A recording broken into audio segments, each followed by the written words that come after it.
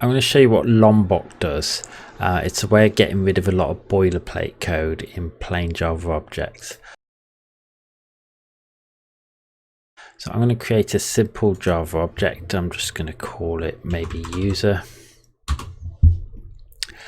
And I'm going to add some things to our user that you might expect in a user object. So I'm going to add maybe a key field, a primary key sort of thing. And then I'm going to add a string for name, add a string surname. I'll add a string username, and I'll add a string password.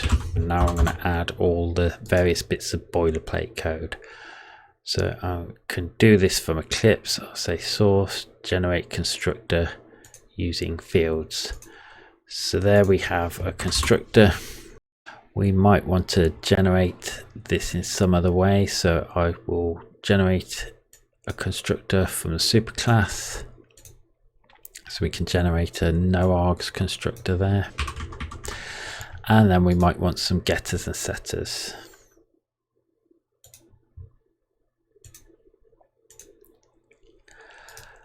We might want a toString method. And we might want a hash code and equals method. So I've generated there just boilerplate code. I'm up to 115 lines of code for a simple user object with 5 fields. Now there's a couple of problems with this. If we want to change these fields, we've got to go through and change all the constructor and the getters and setters and things. If we want to add new fields or delete fields, we've got to change all those methods. Also, if we want to know whether this is a plain old Java object, whether there's some logic going on in some of these methods, we're really going to have to look through and make sure.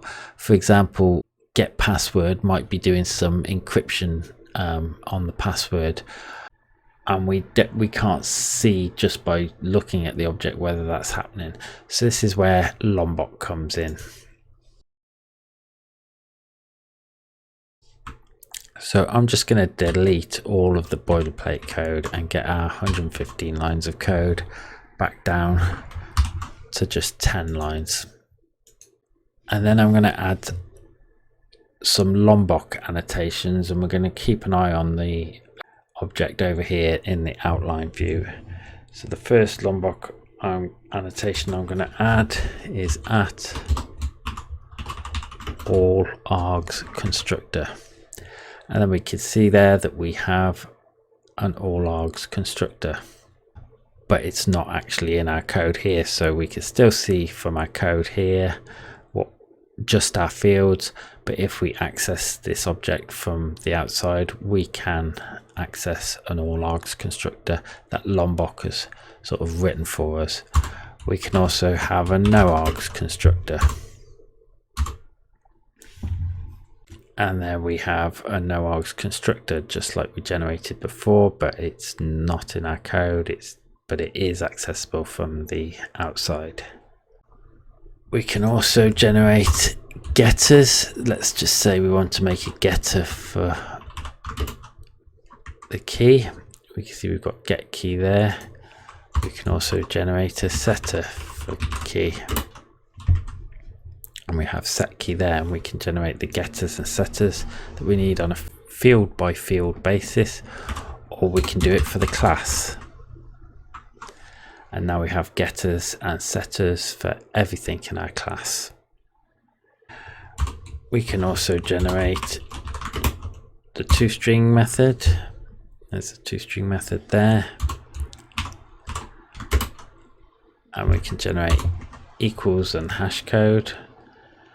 So there we've got the standard methods hash code and equals. And even more conveniently, we can replace all of these with just one annotation, which is at data. Then we have a whole bunch of methods, no args constructor, equals methods, getters, setters for that class, even though it's only 5 lines of code. So if you've decided you want to give Lombok a try, go to projectlombok.org, click on download, download the latest version,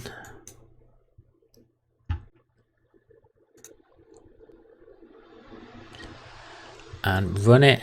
It will find your Eclipse installation, click install,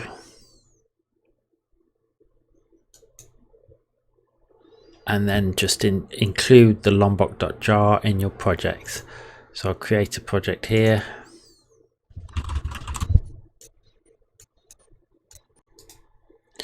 I'll create a libs directory. Obviously, if you're using Maven, you can include Lombok through Maven. I'll just drop Lombok into the libs directory there, and then I will add it to my build path, and then Lombok's ready to use in this project.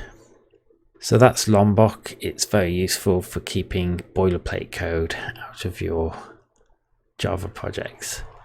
Thanks for watching.